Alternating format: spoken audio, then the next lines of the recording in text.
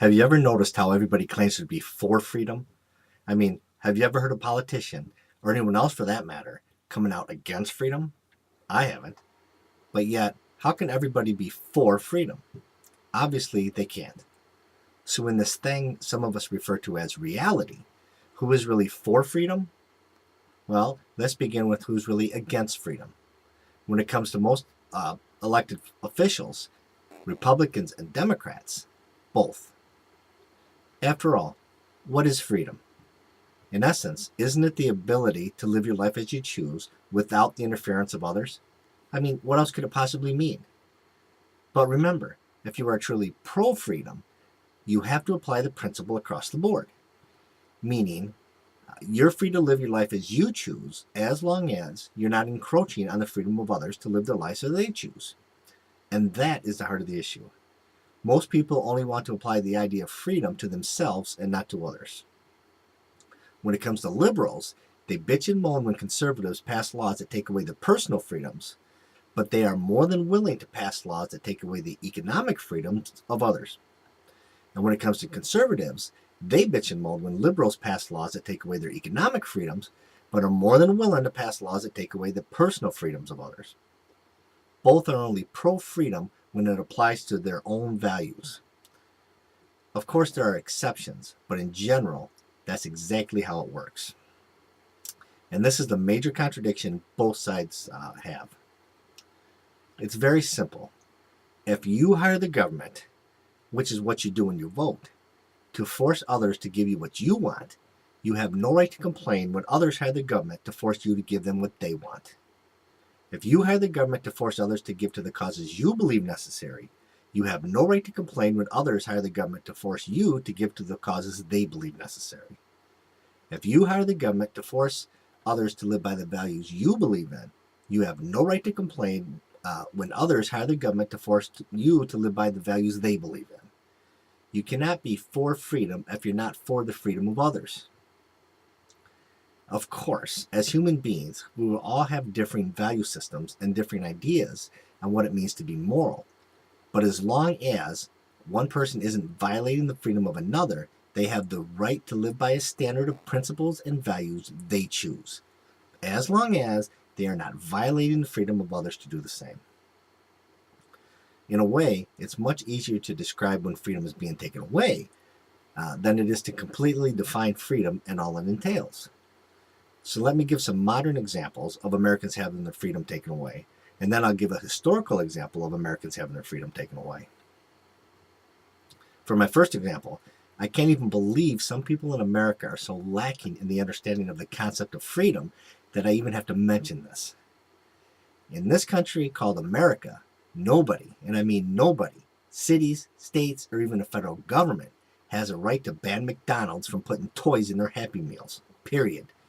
If McDonald's wants to put toys in their Happy Meals, and if people want to buy those Happy Meals, it's none of the government's business, period. And McDonald's, what the hell are you doing? Being one of the biggest, most successful American companies, you should be the first to stand up for your rights and tell these cities to kiss off.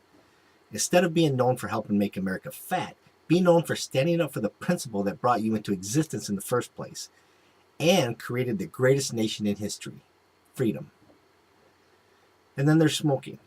If a business wants to allow people to smoke, and if you don't like smoking, then go somewhere else. There's nothing hidden here. Everybody knows that secondhand smoke isn't good for you, so don't patronize companies that allow smoking. It's that simple. It's gotten so ridiculous that it's against the law to even smoke outside in some places.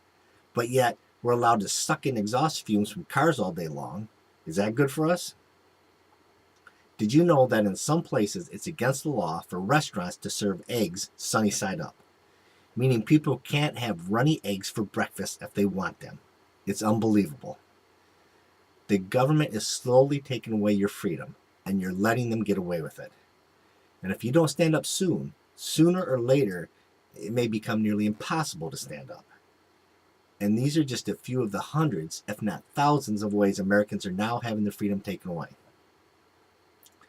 And for a bigger, more historic way freedom has been taken away, just look at Social Security. For some people, Socialist Security is the greatest thing since slavery. They pay nothing into it, but collect tens of thousands of dollars off the backs of those who are forced to pay into it. For others, they are forced to pay into it for decades, but never get the chance to collect a single penny out of it. Involuntary servitude at its best. It's yet another immoral, fake entitlement that is slowly destroying America from within. And no, it's not like private insurance, because with private insurance you have a choice, and because you have a choice, you have competition, and competition gives you more value and more freedom. The last time I saw statistics, the average recipient gets back everything, including 5% interest, within the first 5 years of collecting, but collects for roughly 15 years. Where do you think that extra 10 years of money comes from? The tooth fairy? Like all Ponzi schemes, it can only work for so many years before eventually it implodes. Social Security should be a matter of choice, period. If someone doesn't want to be part of the collective Borg, they shouldn't have to be. But obviously, if you don't pay into it, don't expect to get anything out of it. Don't go crying to the government if something happens to you. And for those of you who want to join, join. I won't attempt to stop you by taking away your freedom, but don't take away my freedom because you're not responsible enough to handle yours. Besides, Social Security is completely unconstitutional and anti-Declaration of Independence, regardless of what the Supreme Court has said. And how do I know this? Simple. I can read. All you have to do is read the documents and then read the Founding Fathers to see why they wrote them. Thomas Jefferson. Rightful liberty is unobstructed action, according to our will, within the limits drawn around us by the equal rights of others. I do not add within the limits of law, because law is often the tyrant's will, and always so when it violates the rights of the individual. And a wise and frugal government, which shall restrain men from injuring one another, which shall leave them otherwise free to regulate their own pursuits of industry and improvement, and shall not take from the mouth of labor the bread it has earned. That is the sum of good government. And last but not least from Jefferson, not meddling in the affairs of others is a mark that society is going on in happiness. If we can prevent the government from wasting the labors of the people, under the pretext of taking care of them, they must be happy. See the point? Freedom is almost always taken from the people under the pretext of taking care of them. That's how they get away with it. Now, this final quote comes from James Madison and is probably not only the most important, but the most forgotten or purposefully ignored. Please listen carefully to what he's saying. If Congress can employ money indefinitely to the general welfare and are the sole and supreme judges of the general welfare, they may take the care of religion into their own hands.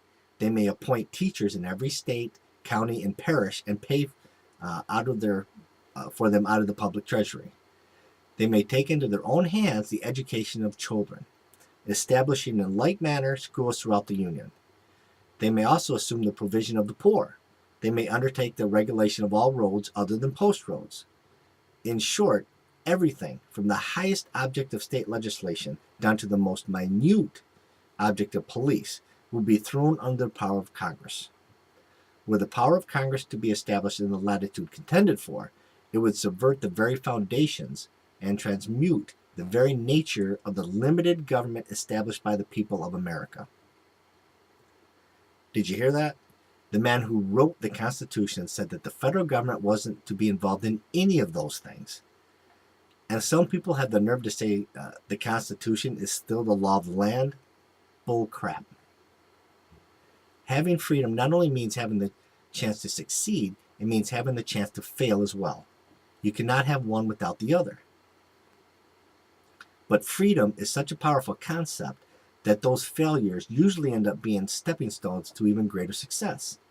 And that is precisely what has made the United States of America the greatest, most prosperous, and most charitable nation in all of history. In America, because of freedom, when you failed, you could always get back on your feet and try again because there were boundless opportunities. Now, because Americans have been fooled into believing that they can have security without freedom, those opportunities are quickly disappearing. You cannot be free if the majority in your society don't know what freedom is. You cannot be free if the majority in your society do not value freedom. You cannot be free if the majority in your society will not permit you to be free. You are not free if you have to ask permission to live your life as you choose. Freedom consists of being able to make the wrong decisions as well as the right decisions. Freedom consists of being able to make mistakes and then hopefully learn from them. That is, as long as your mistakes do not violate another's freedom. If they do, then and only then is it okay for the government to become involved. Freedom consists of developing your own moral character regardless of outcome and allowing others the freedom to do the same. You cannot have security without freedom because sooner or later it's your security that will be sacrificed to supply another's. In the long run, there is no bigger lie than the government's promise to keep you secure if you just give up a little bit more of your freedom. Or as a famous former slave once put it, feeding and clothing me is not a sufficient reason for taking away my liberty. Last but not least, I want to make a quick point about the most important issue concerning freedom: morality. A human being can only be moral to the extent that he is free. The more freedom a human being possesses, the more moral acts he can commit. The less freedom a human being possesses, the less moral acts he can commit. But the fact remains that in order to commit a moral act, he must have the freedom to commit it. In other words, take away all of a human being's freedom and he cannot make any moral choices. Take away some of a human being's freedom and he can only make some moral choices. Take away none of a human being's freedom and he can make all the moral choices he chooses to make. There's not a single example that anyone can give where morality is not based on the ability to choose, or in essence, freedom. If you want to get to the heart of the issue, you have to ask yourself the most basic, fundamental question you can possibly ask yourself in regards to freedom.